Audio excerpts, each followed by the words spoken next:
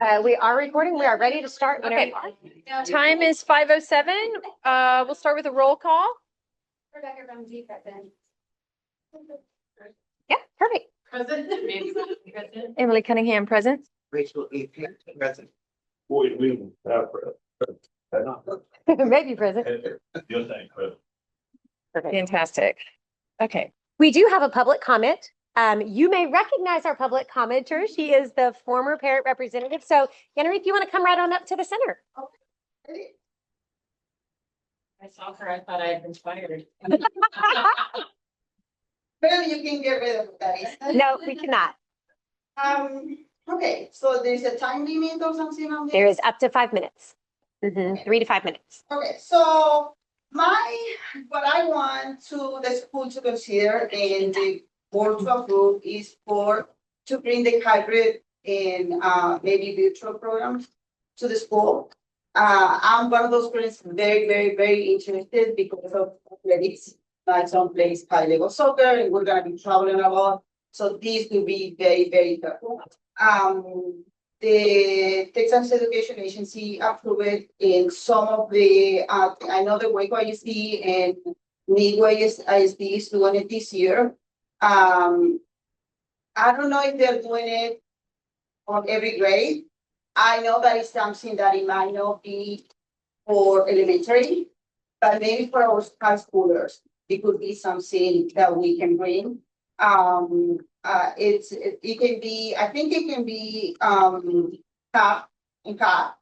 That would be the hybrid, and that would be for me like what I'd be interested on the first year. But I know that there are many, especially in high school, we have kids that are working or things like that they want to do it.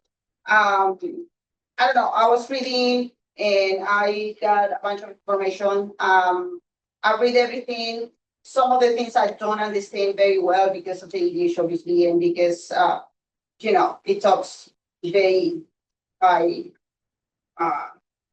the language that I'm not sure what it means. But basically, the kids would have, if it's a hybrid, would have kind of like the core classes in person, and they can take the extra classes online. I know that Midway is going to use Parsons for the online classes. We use that on MCC. It works very well. MCC use it. So I also think that it's funded by the Texas Texas Education Agency, and teachers can be trained for it. But if the schools agree, if the school think that they're ready for it, they don't need to have that extra training. The kids also can participate on extra credits like UIL and athletics and all that. Even when they do full future. So in my case, I am very, very interested because my kid is gonna be playing high level soccer and we're gonna be traveling a lot. So I'm very scared about absences. And also if we can work while we are away, that helps a lot. Because it's not like he's gonna be training 24/7, but we're gonna be traveling. So, and also there are some days that we come back late, and so that will give us a little bit more flexibility for him to have his enough hours of sleep and all that. Also, I think it can be revoked if the kid doesn't meet the requirement, which I think is great. So anyway, I know it's not going to be for this year. Lucas is still going to be an 8th grade this starting year. So for us, it's going to be a trial and error thing. But I would really, really appreciate it if you think about it to bring it for high school. I don't know if it's possible, if it's doable. You probably know more about high school than anybody else, but I don't know. That's what I wanted to talk about. And I don't know. There's a lot of information to read here, and I'm sure there is more. Yes. But and there's probably more into it that I know. So that's why I don't know if it's even possible. I really don't wanna leave Rapoport. We're Rapoport parents, Rapoport through and through. But if it's something, I'm not saying that we're gonna leave, but I have to think of what's the best for him, and he knows that we're very, we supported him in his, sports and everything, but school is first. And we're aiming for a good scholarship eventually, and so this will give us the best of both worlds. Thank you, Ms. Olvera. Appreciate that. With 15 seconds to spare. All right, we'll move to celebrations and recognitions. Our celebration and recognition is the fact that we've been moving a lot over the summer and we've been getting places and rooms and things set up where we need to go, and school starts in just a few weeks. Staff return on the 4th. So Tuesday, the 4th, our district-wide, August 4th, yes. Our district-wide luncheon is going to be the 6th, Thursday, the 6th. So if you guys have time to come by at noon, it's going to be at the Belmead Convention Center, the Civic Center in Belmead. If you have time to come by, we'd love for you to stop by. We could introduce you. You could see the staff then. But it's going to be that Thursday at noon. It was cheaper on a Thursday, so we did it on a Thursday this year. So we're excited and ready to go, and everybody's getting last minute rest, but also gearing up as we start back in for the school year. Okay, excellent. For the consent agenda items, I think there was just the wait list report and the AC. Yeah. I mean, So- aside from, but so no lab tables. So lab tables just need to be pulled off. I need to discuss them directly Okay. because they just came a little bit later. So I'd still like them on the agenda, but they just need to be pulled off, and the financials.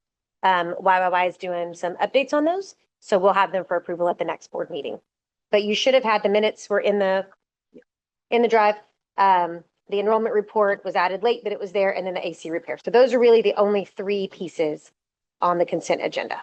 Any questions, or I'll entertain a motion?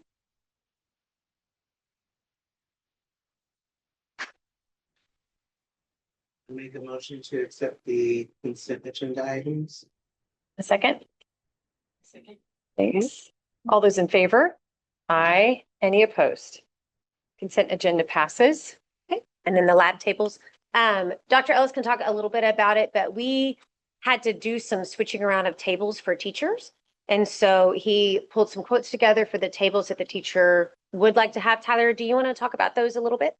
Yeah, I mean, it's simply, we have expanded to 3 science classrooms in the high school, and we science labs. And so we currently furnish, chemical resistant lab tables in 2 of the 3 classrooms. We've managed to make that work for the last couple of years and moved furniture almost every summer to a different room based on the different teacher's needs. And I'm asking this year that we don't move furniture again based on one person saying, okay, I can go a year without it, and another person saying, I really need it. And we just furnish all 3 labs with the kinds of tables they need to perform the labs in their curriculum.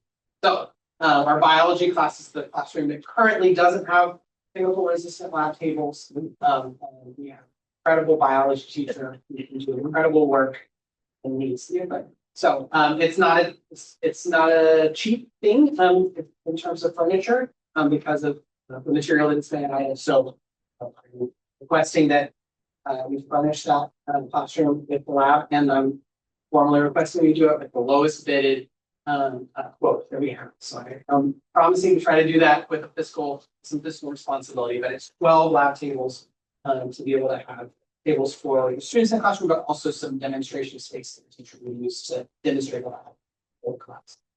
And Tyler, I was trying to pull up the final lowest bid quote. Do you have that handy? There were 3 quotes, one from School Outfitters, one from School Specialties, and one from School Outlet. I don't know if they're the same company, but slightly different name, but they are different. School Outlet is the proposed total quote for 12 lab tables is $5,181.70. It's a unit price of just over $360 a table. That it does include shipping costs, which is also on the more expensive end with heavy furniture. But it is about $700 cheaper than the next quote and $4,000 cheaper on the third. So it is, of the three companies that we tend to use for furniture, was by far the lowest. And it's the same quality. And it meets what that teacher needs. And there's already a place for it in the budget, like, that's already, We'll use it through salary savings and sweeps for the end of the school year. So yes, it won't like put us in deficit or anything else, but the high school was able to save funds and not expend all of it, not by hundreds of thousands of dollars, but by enough money that we can get this teacher what she needs for her classroom. okay, I'll entertain a motion or more questions. Make a motion to approve the lab table expenditure. Thank you. A second. All those in favor? Aye. Any opposed? Motion passes. Perfect. Thank you. I do, well, you know what, I have one question and it doesn't relate to that. But are they also still doing dissections in biology? Yes. That immediately came to my mind. I'm like, I don't think like that is an experience you have to have as a student. So I want to And they did it without the light tables and such, you know, we might Yeah. use the proper. yeah, I'm like, it's That are that. cleaned properly and safe. And Yeah. It doesn't look exactly like it may have when we were young, That's true. but it's pretty close. Yeah, they're able to do some digital things to create some of this, some technology, but we're still doing some physical. There's still plenty of stinky work. Thank you. Yeah. I know what you were getting It's a at. rite of passage. Yeah. Like, I can It is a remember rite of sitting in passage. class and that day we're all like, and Stinky some work. people were a little more excited, but most of the class was like, we really have to. And so, yeah, it was enlightening for me in middle school and high school. So Yep. I know you'll be surprised, but I was the one that was like, yes. I am not. So when they take on the sheet, right, and they still take it, Yes. know this next week. What about the eyeball? What about the eyeball? The eyeball. You gotta have the eyeball. Anyway, okay. Okay, Kristen, do have you any have anything updates? to report as our parent representative? I don't have very much, except that I did get my bio up or data to SGA. So, Thank you. and I do want to do some sort of survey Perfect. when school starts or whenever that timing might be good. Yep. And I didn't know if it would be beneficial at Meet the Teacher Night to have a QR code for a survey or. Sure. I will tell you, SJ is ready and willing to help out however you want. So if you've got a list of questions you want to type up, she can zip it over and snip it in and put a QR code and get it to the campuses, like for Meet the Teacher Night or whatever. So she's happy to help communicate whatever it is you need to. If you need me to help with that, that's great too. But yeah. And I had a question. If a parent ever speaks to me about a particular teacher or employee, I wouldn't, since this is recorded, I wouldn't want to like bring it up in the board meeting. Is that something I would address with you first? It hasn't happened, but that's something I thought about. Mhm. For bringing it up. You'd go to the campus administrator. First. Yeah. So the easiest way to do it, so really it's for any board member. Honestly, if somebody brings up a concern to any board member, you go to the first person that could fix or hear the problem. So if it's the kiddo's teacher and they haven't talked to the teacher yet, you should help them talk to their teacher. If it is the campus administrator or assistant principal, you should help them get there. Because if they come to here, they're going to come to here, and then I'm going to push them to there, and then they're going to push them to there, and now they've had to talk through 6 people. So if you go to the next step above where they have the concern, right? The concern is with the teacher, you help them get to the next step. If you're not sure, you can email me and I'll give it back to you so that you can give it to them, so that you can respond directly to them and help them get to the right place where they can either air their grievance or solve the problem or get the answer that they need to solve that. Again, I can help escalate for that. So the easiest thing would be like, hey, I have a question about this. Who should I go to? I can help navigate that. But yeah, the goal would be is you help whoever it is that's coming to you get to the place where they can get the problem fixed or their concern aired or the solution handled as fast as possible. And that generally means wherever the root of the problem is, if we can't address it right then just up one level and try to address it there. And I might add to that, Mhm. if you think for whatever reason it needs to go to the full board, we just let Alexis know, put a closed session item because personnel matters are protected. And so we could just schedule the closed session as long as it's on the agenda with enough time. Mhm. Okay. So I have a significant human resource issue that I need to bring before the board. We can put it in closed session. Mhm. But ideally, we have a chance to fix it before it comes to the board. Right? A lot of times we can. Those of you that have been on the board for a long time know there's been very few things we haven't been able to address and fix before that person has to come to a full board meeting. So, Usually I've heard about things like if they've been a year away or. Yeah. Or settled I don't know or, what to do with that. yep, no, we can help you get to the right place. Good question. Thank you. Faculty rep, I imagine, be quiet. Yeah. In the summer. They're on vacation. Yeah. Yeah, no Exactly. vacation. They're like, I'm not talking yet. Yeah, I'm not talking yet. Okay, finance committee? Anything that y'all want to pass on? We met I was not there. and it was a productive meeting. And Grady would give a better summary if you were here. Mhm. Not. So I don't believe there's any for the board. We got our endowment, quarterly report, just keeps growing and growing. Mhm. Was Interest it like good right now. 980 right now, or Mhm. something crazy? Mhm. Started out at Great. 700 when, like, 6 years ago. So that's good. Moving on, district improvement. You guys have anything? Yeah, we met, weeks ago, looked at, discipline data, attendance data, and STAR and benchmark data. I think in terms of discipline, have a reduction in major behaviors, and then you can work on minor classroom disruptions and professional development in August, can be focused on restorative practices and continuing to work on engagement, already been going on. And then end of the year, 95.3%. This is good. I know it's really full, like full, but 96. that still where we're at puts us in the top quartile of schools in the state, top quartile among our peers. So we're showing up. Parents are doing a great job. Just show up. And that, and then we look at a lot of STAR data.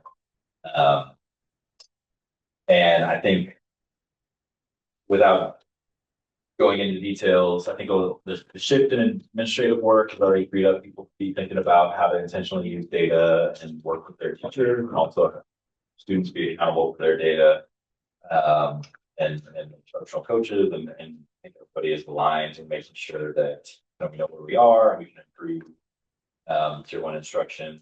I think we are going to have some work with Region 12, some things that we need to improve and support. Work on within the year down the road. Mhm.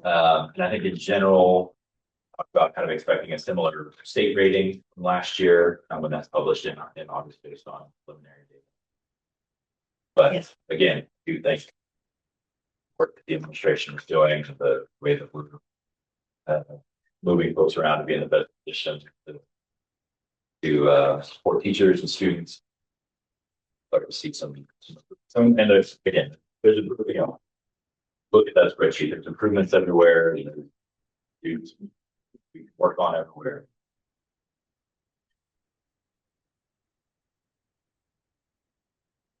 Mhm. Conversation. Meeting. Did I miss anything? I think it was great. I think the improvements were big in some places.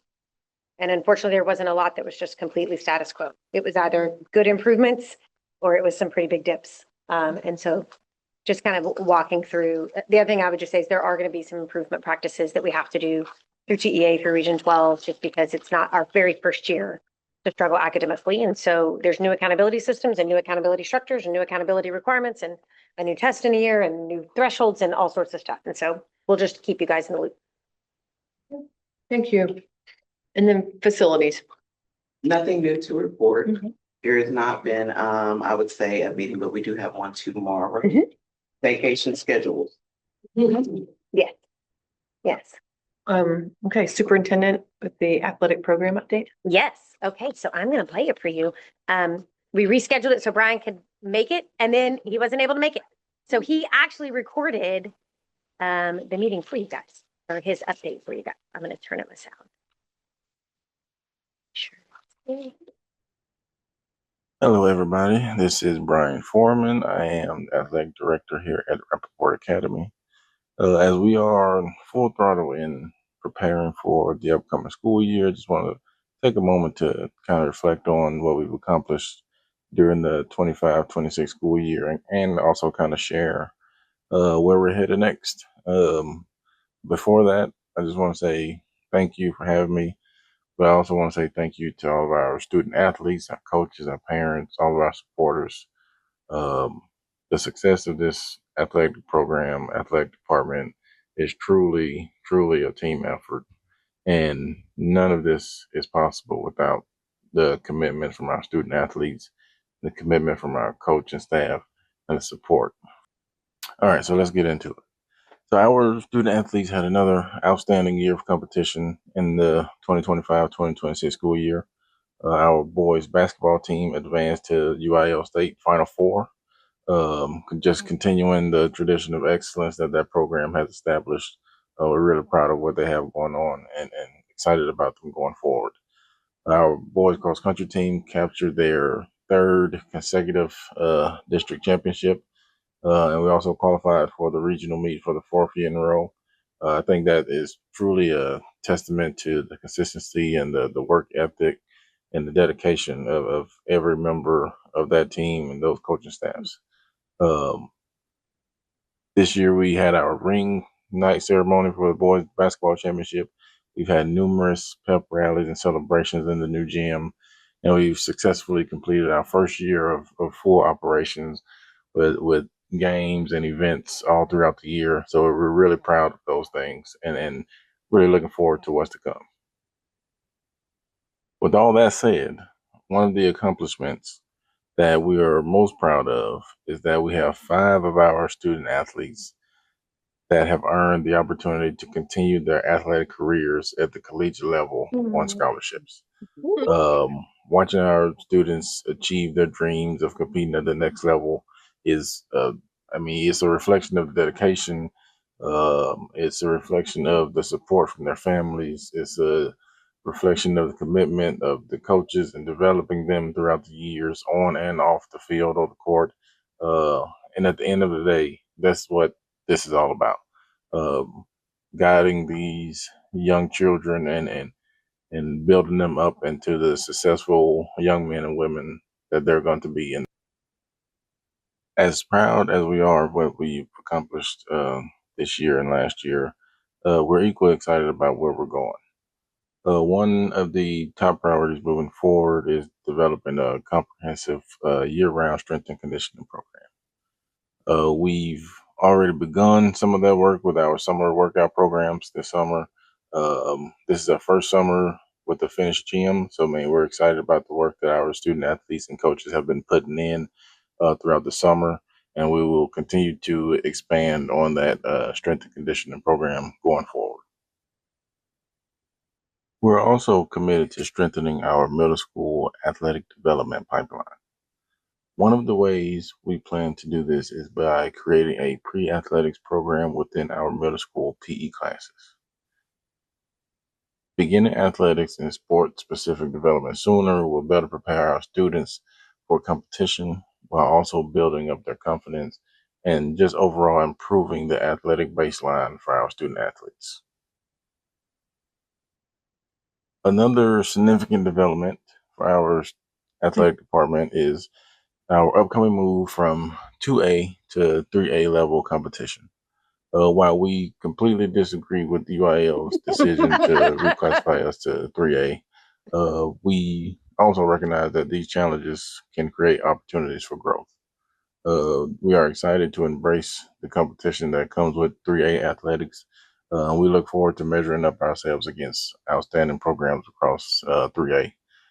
Our expectations for Raven Athletics have not changed. We will continue to prepare our student athletes to compete at a high level, represent our school with pride, and pursue excellence in everything that we do. We know the road ahead is going to be filled with challenges, but like I said, we're confident that our coaches, our student athletes, and our communities are ready to take on that challenge, and we're ready for what's next. Another exciting initiative that we currently have underway at the creation of our first athletic booster club. We are actively working with a group of dedicated parents to get this organization off the ground. Uh, we're excited about the opportunities that it will create for our student athletes and athletic programs. The Booster Club will help support fundraising, volunteer efforts, community engagement, and just improving the overall student athlete experience. We'll be sharing more information in the coming months. We look forward to inviting everybody to be a part of this new and exciting chapter of Rapoport Athletics. The last thing I want to say is just thank you once again to everyone who has supported Rapoport Academy Athletics. Every practice, every game, every volunteer, every parent, every student has definitely had a help in building something special here. Our goal has always been bigger than the wins and the championships. We want to build programs that develop leaders, that teaches character, creates lifelong memories, and just gives every student athlete an opportunity to succeed.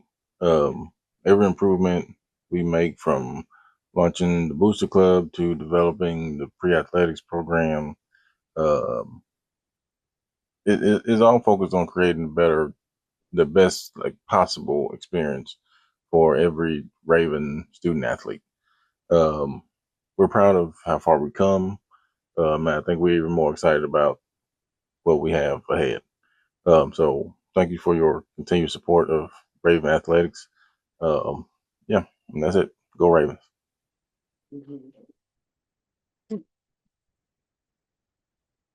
I knew y'all would laugh out loud whenever he got to the part about moving from 2A to 3A. I laughed out loud when I watched the video in my little office. I was like, true. We absolutely disagree. So much so that we went to the meeting to publicly disagree. Okay, we'll move on to the self-assessment. Thank you, guys. If you want to open that up, or she'll pull it up. Hopefully for the new members, you kind of figured out, I realize you don't have any context. You haven't been here long enough to evaluate, but to kind of get a sense of how we score and evaluate ourselves. We just realized it's really important to stop and kind of assess these core identities or commitments of the board every 3 months and just keep us on track. It looks like it's not averaging correctly. I know it doesn't.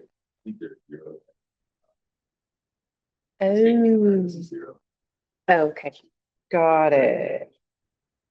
well, I will work on that right at the end of the meeting. I just pulled that up, I was like, whoa. Yeah. I will work on the math right at the end of the meeting. But you can kind of see where, I know you can't see today's scores, but in terms of where we're typically strong, respecting one another, adherence to the strategic plan, to our roles. That's really important to stay in our lane as far as what the board does and doesn't do. And then historically, let's see, I'm trying to look at, attendance is always not a struggle, but just if you look at where historically we've had room for improvement. Of course, we didn't end in a timely fashion when we were doing 6 months of the strategic planning, but that's behind us.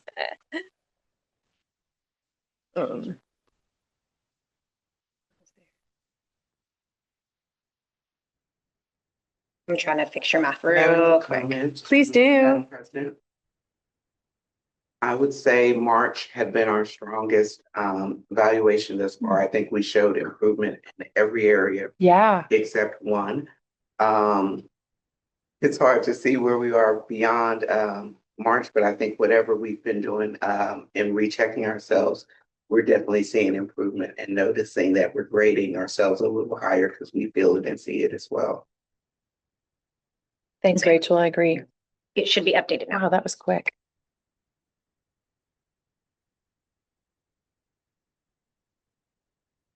You can see, yes, and just like Rachel said, like over the last 2 years, there's been a sustained climb.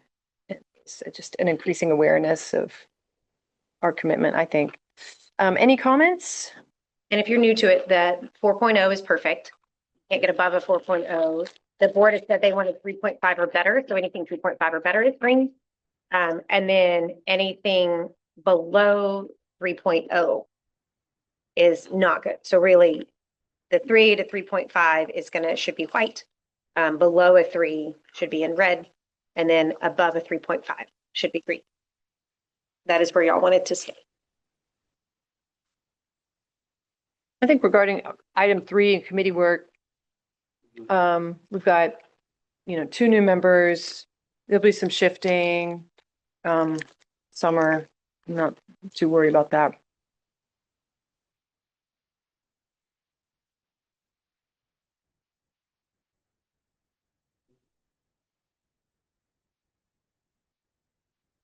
Any other thoughts or comments? Go down a little bit just in case you could see.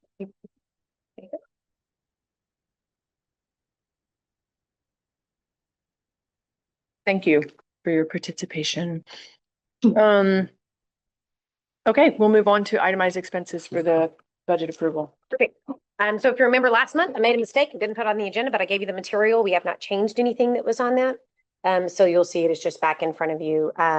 I had questions from like directors, but I didn't have any questions from any board member. It was pretty self-explanatory, I think, and kind of straightforward from that. But I'm happy to entertain any questions if anybody has some that they're looking at.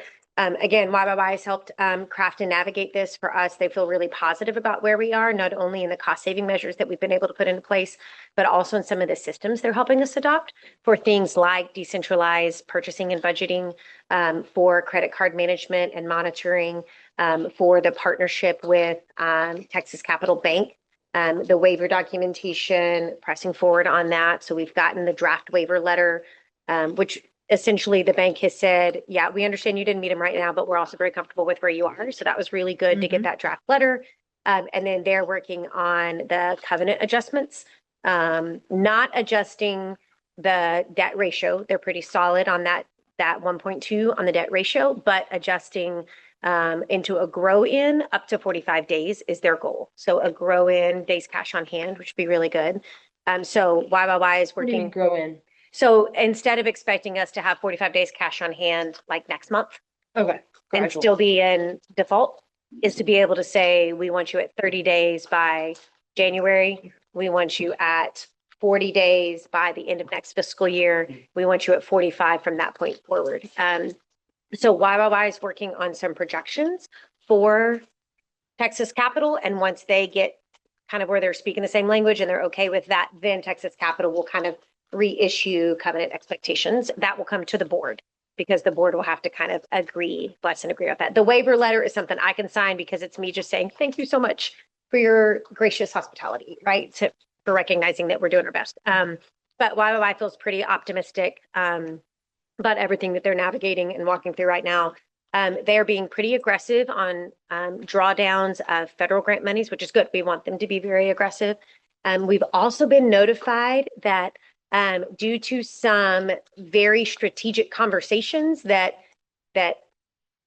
other charters and other small schools have had with their elected officials and the Texas Public Charter School Association has had with TEA.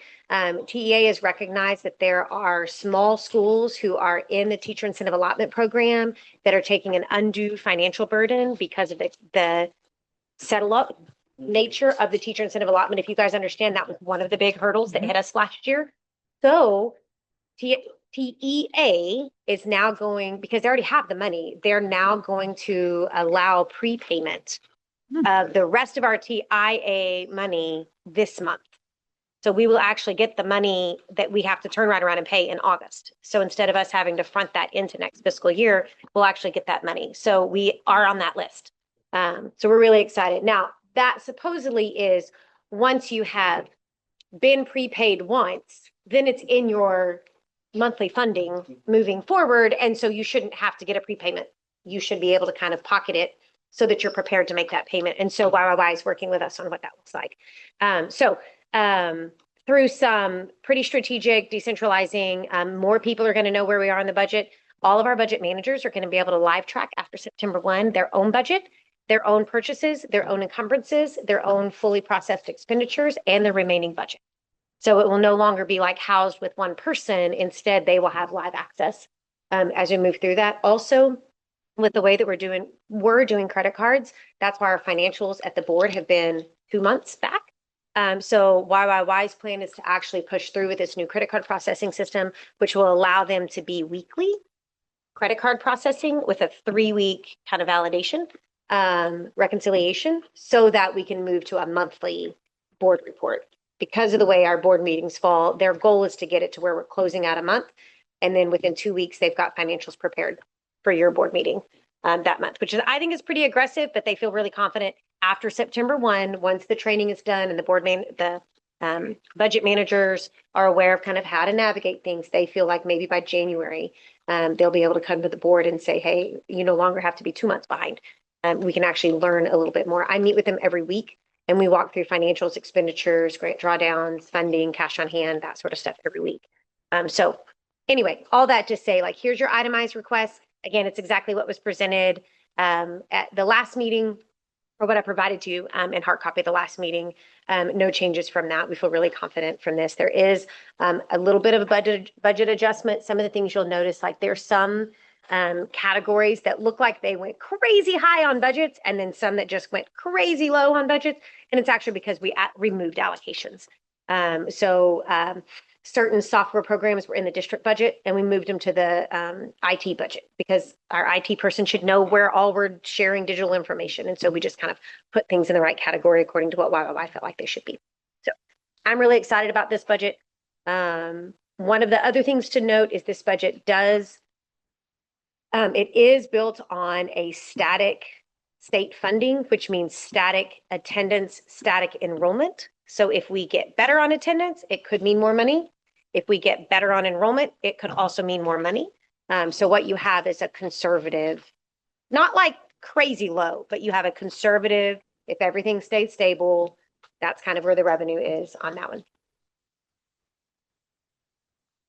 So I would love the ability to get an approval so that we can build budgets for next year, so that YYY can do the training for our budget managers, so that we'll be ready to go September 1.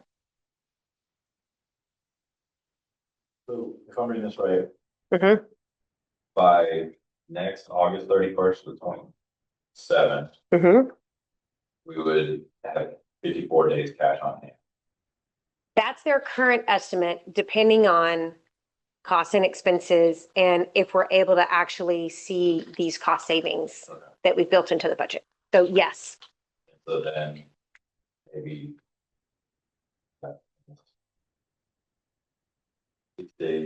I mean, a few more months after that, within the next year after that, you would be at 60-day. Well, the bank is adjusting that to a 45-day. So that's So if that's the case, then by the end of next fiscal year, we should be in fully good standing, both on debt service and our days cash on hand. And then that is when the board would be able to make strategic decisions about funding, financing, savings, salaries, like all that sort of stuff. YYY's projection is that by the time we're looking at budgets for 27, 28, which happens in January, that they'll have a really good handle and be able to present back to the board when we do that revenue expense salary budget, exactly where we're going to flesh out by the end of the fiscal year. Now, I still want to do some more aggressive things, cost saving measures, rolling over expenses as we can, identifying lower cost. Matter of fact, one of the, what's on there? I think it's in maybe it's in the budget approval. Oh, it's in my report. One of the things that they have is an audit partner. Matter of fact, actually, it's in the posted agenda. Hang on just a second. Sorry, let me get back over here. So YYY was able to put back, there it is, item 3. They were able to do an RFP for a new audit firm. So Armanino, that's been our audit company, their nonprofit sector dissolved. They were going to honor their commitment to us because we're already one of their clients. And so we talked with them It was a year-to-year rollover anyway, so we went out for RFP. YYY was able to use their connections and got several bids back in. And we've gone from a $98,000 audit bill to, I believe it's a $42,000 audit bill. And they're charter experienced audit firm. So through other cost savings measures like that, we hope to be able to push that days cash on hand a little earlier. So yes, If it happened earlier, would any of those funds be? it could possibly. I mean, I think we still want to monitor that as we go along. We still maintain that supplemental budget consideration. That list that the board had put in place. Now, mind you, we met a lot of those requirements. Not a lot of them. We met several of them. For instance, insurance is going up from 300 to 350 for those. We were able to do some salary adjustments for some of the leaders and some of the ICs. And when we did the kind of restructuring piece for that, there were several other pieces in that we were able to kind of meet and honor that were in those supplemental budget considerations. There's still a lot more. Try to scroll down because I think I can send it to you. So anyway, so there were still a lot more pieces in that supplemental considerations that we haven't been able to meet yet. But yes, theoretically during the year, each time we present financials, we can kind of look to see where we are. Once we meet threshold, as your superintendent, after we meet both thresholds, and we've got a fund balance that will allow us to make these decisions and not hinder threshold, then the board can make decisions about what to do with those extra funds. So.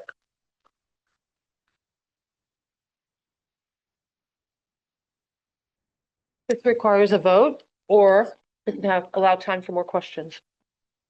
I also think if you haven't looked at like how much it costs to just run Rapoport, $37,000, $851 is one day of operation. It's just kind of interesting to kind of wrap your brain around exactly what that looks like.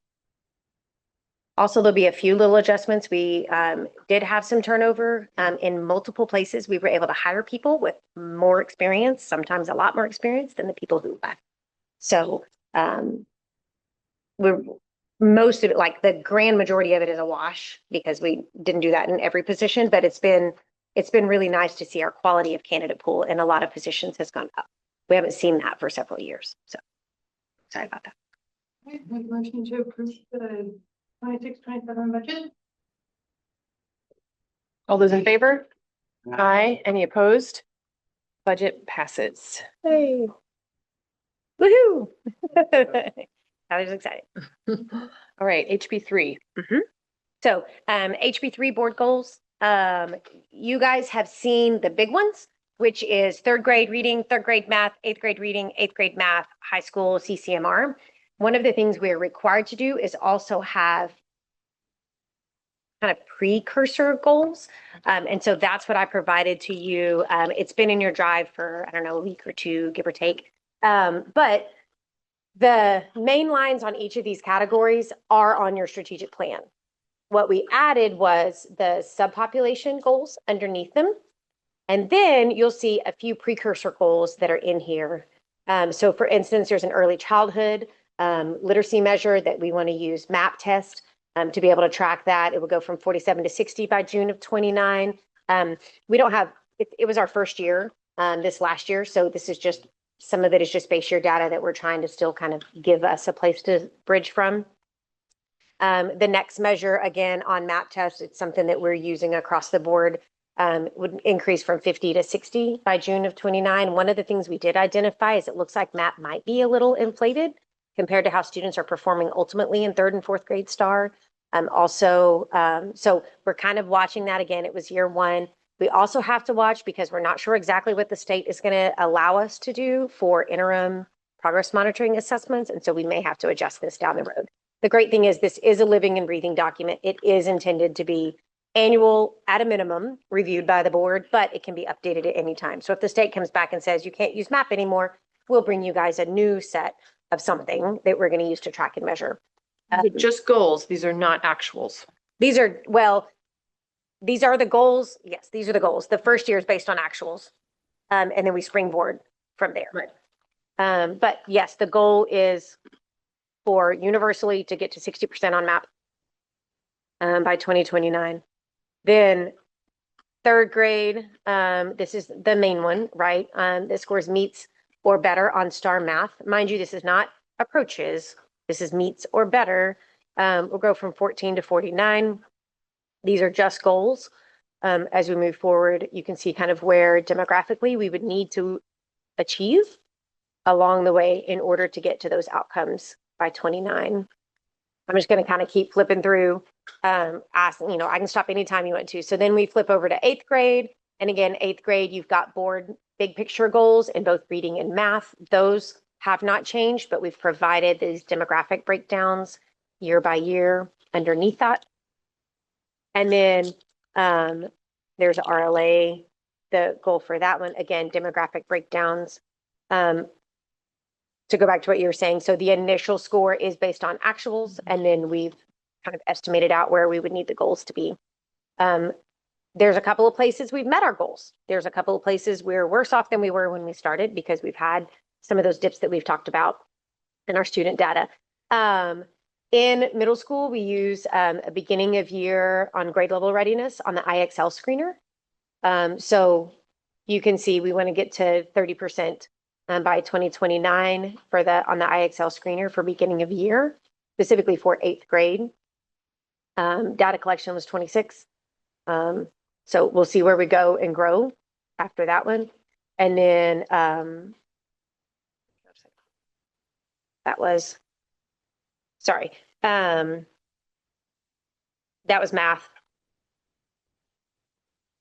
The next one is, I think I actually have that one duplicated in there. Sorry about that. Then we also have on their district benchmark.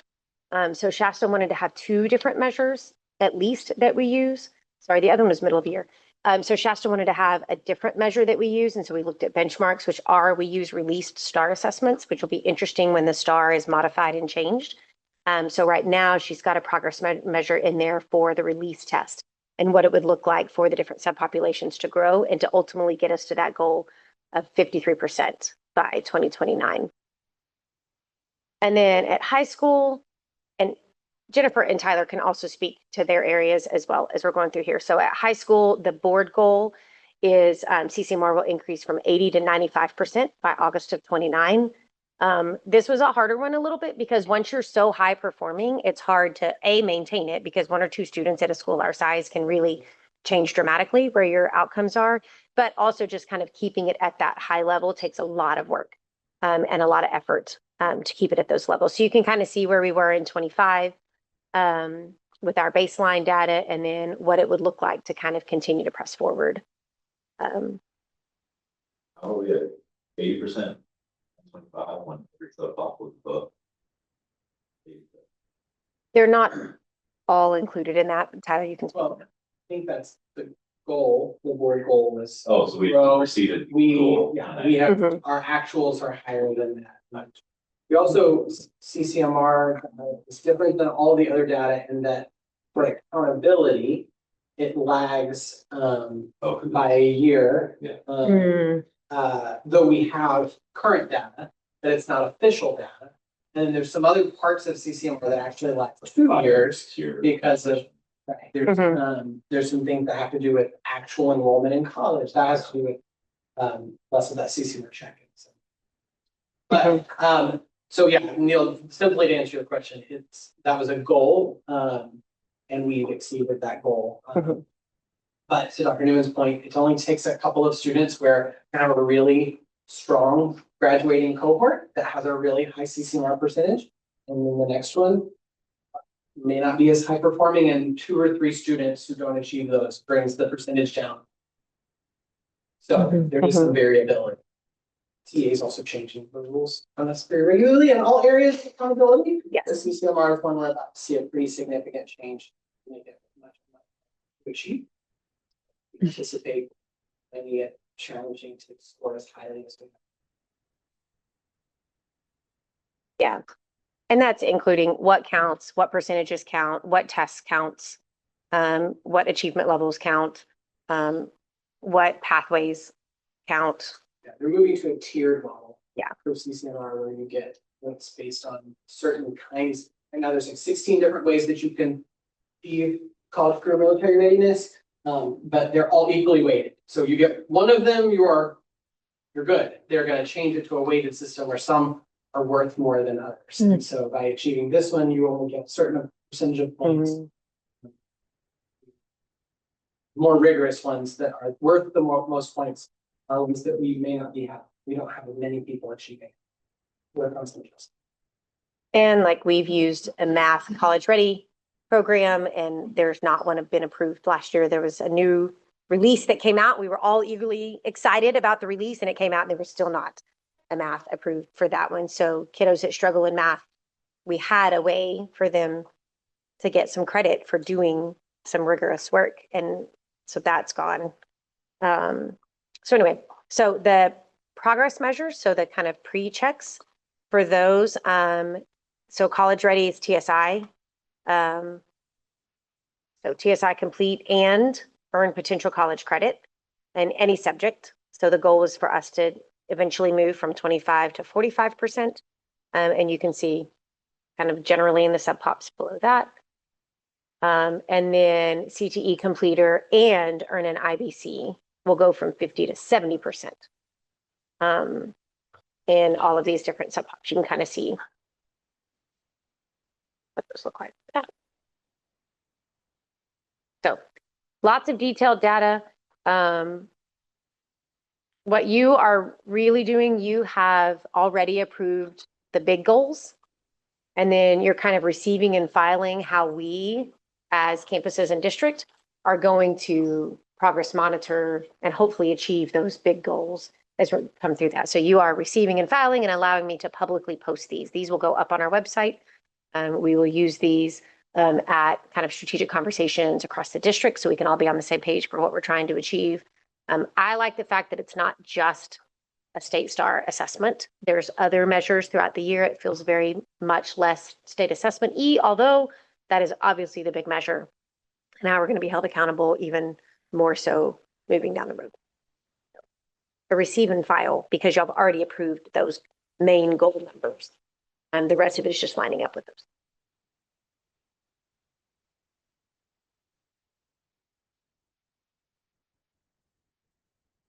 I'll entertain a motion to receive and file unless you have other concerns. There you go. Any question? Okay, I make a motion to receive and file item 2, the HB3 board goals and plans. All those in favor? Aye. Any opposed? Motion passes. Moving on to Well, I wanted the, to make a comment that I'm glad that y'all are still requiring TSI credit. Oh, yes. That has been different at multiple colleges, I think multiple high schools, and whether students have to take TSI, it's TSI optional now to do dual credit. I didn't know. Interesting. And so that from a college standpoint, when we are helping dual credit students, we are glad. There's a huge impact on the fact that they had taken TSI. So I'm very impressed that. It helps us make sure they're ready too.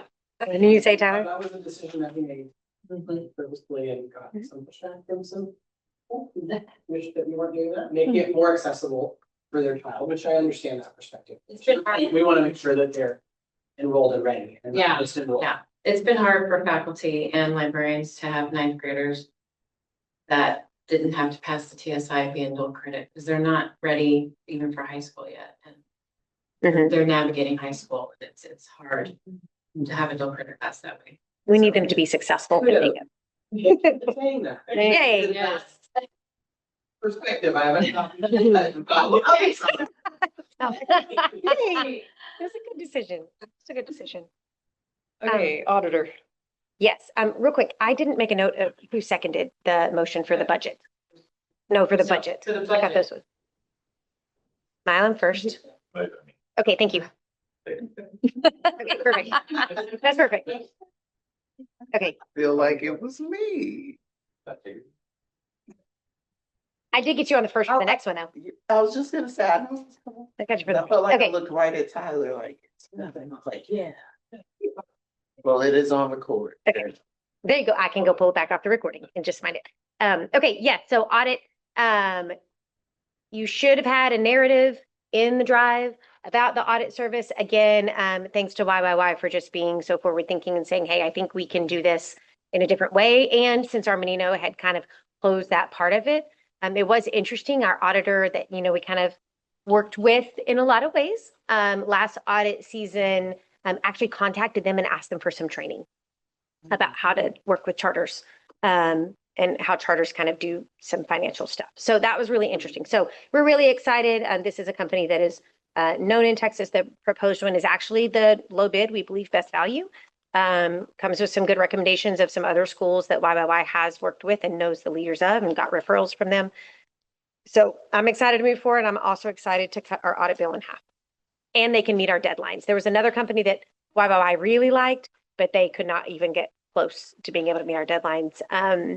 So this one comes highly recommended, considerable cost savings, and their recommendation and mine as well is that we move forward with them.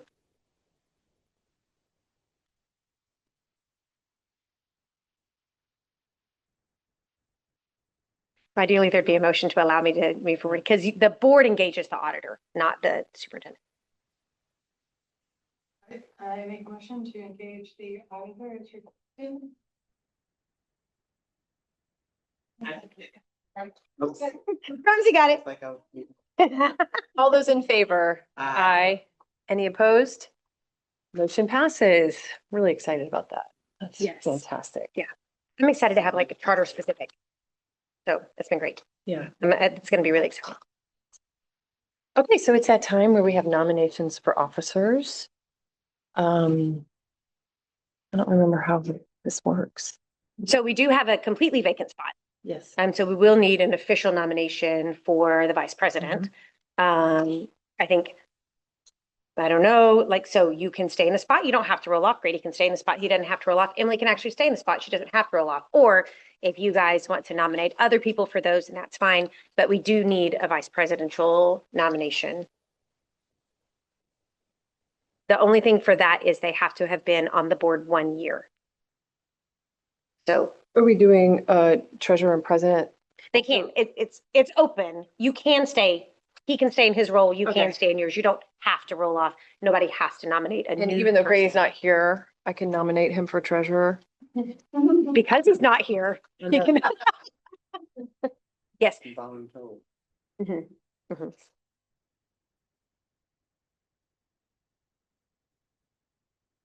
Well, Rachel, are you willing to stay in your position or would you like to move to a vice president position? Let me say, I am happy being an officer on the Rapoport board. And in my time here, when been called for maybe something needed at the school, it helps that I'm close to the campus. And I'm just able to be around a lot more. So I feel very comfortable representing as an officer just because I think I'm an accessible person that can be for the campus when they need me. And of course, I still have a child here. I would be happy to be recommended if anyone felt it was necessary, but I don't have to ascend just to support the board. I'm happy. Well, if Rachel is willing to serve in the role of vice president, and maybe someone like Neil would be willing to take over the role of secretary, I might make such a nomination. Let me say, It's pretty lightweight.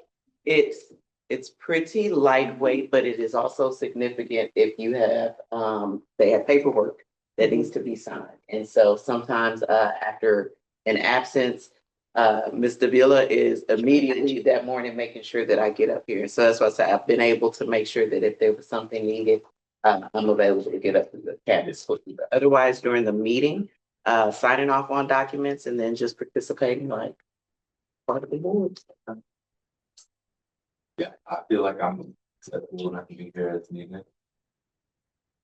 So if, yeah, Rachel's. Are you making nominations? You're nominated.